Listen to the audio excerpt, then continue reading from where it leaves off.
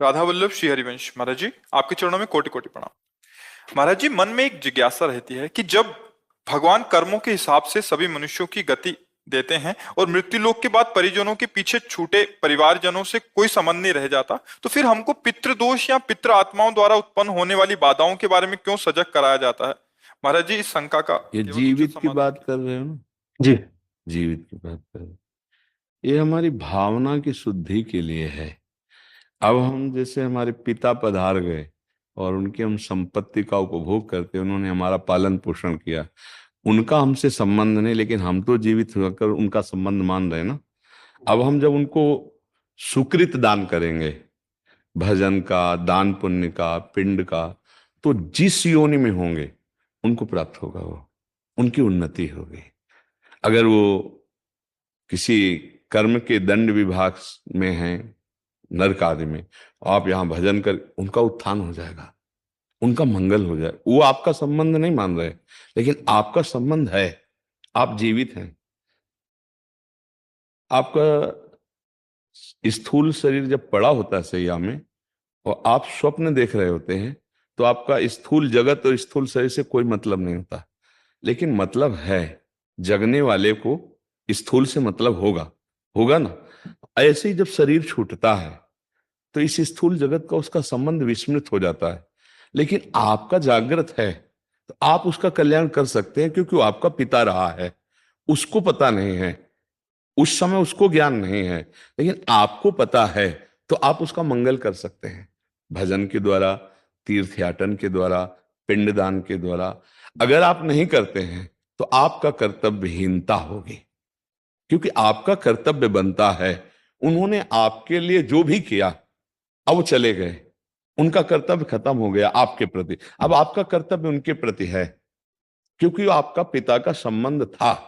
अब उनका मंगल होना चाहिए। तो हम, अगर पिता की संपत्ति नहीं, तो हम संपत्ति कमाएं, उनके लिए दान करें, वो दान उनको समर्पित करें, तो वो जहां भी होंगे उन्नति प्राप्त हो जाएगी, उनको उत्थान हो जाएगा, उनका स्थिति से उत्थान हो जाएगा, मंगल होने। मानो किसी मनुष्य शरीर में गए, अब उनको जो दंड मिलने हैं, उनको जो प्रारब्ध रचना हुई, और आपने भजन बल दे दिया, तो सब रुक जाएगा, उनका उनका जीवन मंगल में हो जाएगा।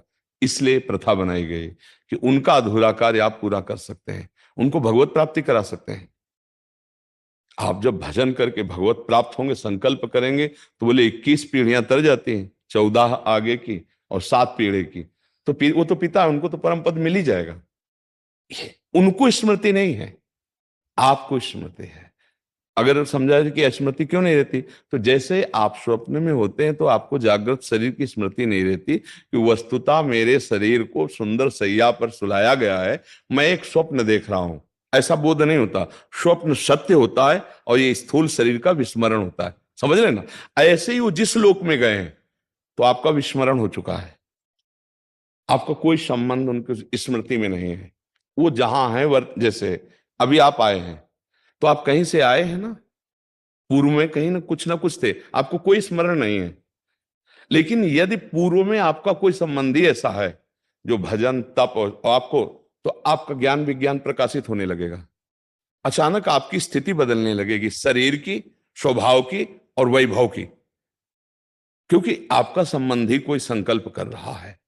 इसीलिए जब कोई भगवान का भक्त पैदा होता है, तो जो पितर अन्य लोकों में होते हैं, उनका परम मंगल होना निश्चित हो जाता है। तो वो कुल धन्य माना जाता है कि वो धन्य हो गया, सो कुल धन्य उमा सुन जगत पूज्य सुपनीत, क्योंकि सतरत सतरत सा लोकांतर्यति।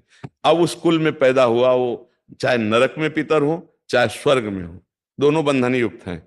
एक सुखास्पद है, एक दुखास्पद है, लेकिन दोनों से पतन होता है, दोनों गिरते हैं, नरक भोग कराते हैं, स्वर्ग भोग कराते हैं। लेकिन भजन बल वो उनको परमार्थ की स्थिति, परम पद प्रदान कर सकता है। अब पुत्र अपने पिता माता की क्या, पीछे की पीढ़ियों को, पितामह आदि को भी परम पद प्रदान कर सकता है। तो ये बात है, उनको हमारा संबंध खत्म हो चुका, हमारा कर्तव्य उनके संबंध का निर्वाह करना है। जैसे बहुत लोग हैं, पिता के लिए गया श्राद्ध आदि करते हैं, यज्ञ कराते हैं, भोज कराते हैं, पिता के निमित्त वो उसको सुकृत प्राप्त होता है जाकर के। पिता के निमित्त से भागवत कराते हैं, जप करवाते हैं, कीर्तन ये सब उसको प्राप्त होता है। तो वो जीवात्मा जो पिता बन के आया था उसको पता नहीं है, पर आपके इस दान पुण्य के बल से उसके जो दंड विधान थे वो क्षमा हो जाएंगे और आगे बढ़ जाएगा। इसलिए कहा जाता है कि जहां पुत्र हुआ, परिवार में संतान हुई, चाहे बच्ची हो चाहे बच्चा हो, तो को पिता प्रसन्न होता है कि अब हमारी दुर्गति नहीं होगी। ये भजन साधन, अगर हमसे चूक हो गई तो ये भजन साधन के द्वारा मंगल कर देगा। लेकिन यदि ऐसा ना हुआ तो फिर पुत्र का होना ना होना बराबर है। इसीलिए माना जाता है ना, संतान हो गई, हमारी आत्मा है, ये हमारे लिए कुछ करेगा। अगर हम चले भी गए तो हमारा कल्याण ये करेगा, क्योंकि हमारा वंशज है, उसके संबंध से उसको प्राप्त हो जाता है।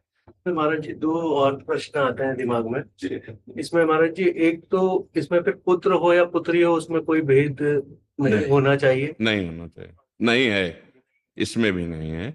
क्योंकि जैसे पुत्र स्वयं कर रहा है तो वो पुत्री पति के साथ कर रहे हैं, तीर्थयाटन जो भी कर रहे वो उसके अंश है, उससे उसका कल्याण होगा।